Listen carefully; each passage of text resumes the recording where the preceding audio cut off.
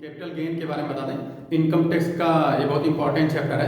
Capital gain होता क्या है? तो कैपिटल गेन को सबसे पहले एक एक चीज हम करके तीन अलग अलग चीजों को डिफाइन कर देते हैं। सबसे पहले एसएससी के पास कैपिटल एसेट्स होना चाहिए, उसके बाद ट्रांसफर होना चाहिए, देयर मस्ट बी सेल या परचेज, लॉन्ग टर्म या शॉर्ट टर्म होना चाहिए, उसके बाद एग्जम्पशन मिलता है टैक्स से कैसे छूट मिले। तो कैपिटल एसेट्स में सारे इमूवेबल प्रॉपर्टी, अगर आपके पास लैंड है, बिल्डिंग है, तो सब कैपिटल एसेट्स है। उसको बेचेंगे खरीदेंगे तो उस पर टैक्स लगेगा। उसमें इंक्लूड नहीं है पर्सनल इफेक्ट्स, अपैरल्स, एप्रन यानी कि कपड़ा, आपका फर्नीचर, पर्सनल इफेक्ट शामिल है। लेकिन ज्वेलरी, बुलियंस, डायमंड्स ये सब एसेट्स माना जाता है। और लैंड एंड बिल्डिंग में एग्रीकल्चर लैंड को नहीं मानते हैं। एग्रीकल्चर एंड रूरल एरिया में, गांव में एग्रीकल्चर लैंड तो कैपिटल एसेट्स नहीं है। लेकिन अगर शहर में, अर्बन एरिया में है तो वो एग्रीकल्चर लैंड एसेट माना जाएगा, उसको बेचने पे कैपिटल गेन लगेगा।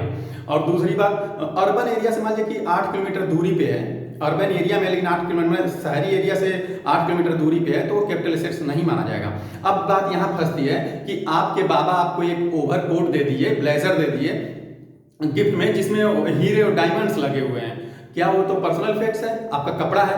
नहीं। लेकिन उसको बेचेंगे तो कैपिटल एसेट्स में वैल्यूएशन हो जाएगा उसका, जो डायमंड्स है अलग से। मान लीजिए कि आपके पास फर्नीचर है जो कैपिटल एसेट्स नहीं माना जाता, लेकिन उस फर्नीचर में, ज्वेलरी में सोने लगे हैं, डायमंड्स लगे हैं, तो आप इनकम टैक्स को गुमराह नहीं कर सकते हैं। वो फर्नीचर अगर बेचेंगे तो डायमंड्स का अलग से वैल्यूएशन करके उस पर इनकम टैक्स कैपिटल गेन लग जाएगा। तो कैपिटल एसेट्स में क्या क्या आता है? ट्रांसफर। ट्रांसफर का मतलब सेल ही नहीं, आप किसी को गिफ्ट कर देते हैं, आप किसी से अधिकार छीन लेते हैं, या अधिकार उसको दे देते हैं, या अपना संपत्ति वैसे ही फ्री में दे देते हैं, तो ये सब ट्रांसफर में आता है। अब लॉन्ग टर्म और शॉर्ट टर्म, एक लॉन्ग टर्म शॉर्ट टर्म होता है। लॉन्ग टर्म किसको कहते हैं? कोई भी प्रॉपर्टी जो आप 36 महीने 3 साल से ज्यादा रख के अपने पास बेचते हैं तो लॉन्ग टर्म है, उस पर सीधे फ्लैट 20% टैक्स लगता है। अगर 36 महीने से कम यानी 3 साल से कम अपने पास रखे हैं और उसको बेचते हैं तो शॉर्ट टर्म लगेगा, उससे जो भी प्रॉफिट होगा उसको आपके स्लैब में जोड़ दिया जाएगा। और जो स्लैब है कि 2.5 लाख तक एग्जाम्प्ट है, उसके ऊपर 5%, उसके ऊपर 10%, उसके ऊपर 30%, तो short term capital gain slab में जुड़ जाता है। और long term capital gain 20% flat tax लगता है। अब एक चीज और, इसमें क्या है कि लॉन्ग टर्म सारे में 36 महीने, लेकिन शेयर जो लिस्टेड है, शेयर और सिक्योरिटी, उसमें 12 महीने माना जाता है, माने 1 साल।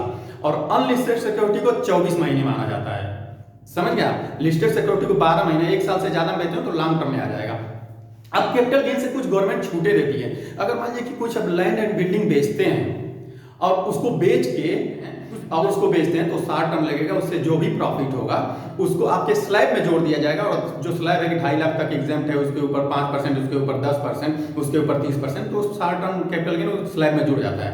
और long term capital gain 20% flat tax लगता है। अब एक चीज और, इसमें क्या है कि लॉन्ग टर्म सारे में 36 महीने, लेकिन शेयर जो लिस्टेड है, शेयर और सिक्योरिटी, उसमें 12 महीने माना जाता है, माने 1 साल।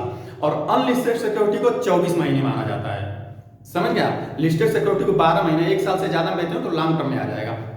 अब कैपिटल गेन से कुछ गवर्नमेंट छूटे देती है। अगर मान लीजिए कि कुछ अब लैंड एंड बिल्डिंग बेचते हैं और उसको बेच के कुछ दूसरा रेजिडेंशियल हाउस खरीद लेते हैं तो टैक्स एग्जम्पशन मिल जाता है, टैक्स नहीं लगता उस पर। लेकिन इसकी थोड़ी सा बारीकियां आपको बताते हैं।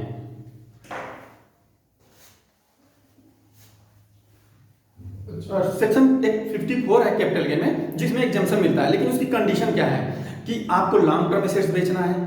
कोई भी long term land and building बेचे, लॉन्ग टर्म का 3 साल अपने पास रख के बेचे तो उस पर टैक्स से छूट मिलेगा। लेकिन उसके साथ क्या करना है? एसएससी कम से कम लॉन्ग टर्म 3 साल से ज्यादा पे बेचे, फिर उसके बाद अगर बेचा तो जिस दिन बेचा, सेल जिस दिन ट्रांसफर हुआ, ट्रांसफर से 2 साल बाद और 1 साल पहले, 2 साल के अंदर कोई नया मकान खरीद ले, ठीक है?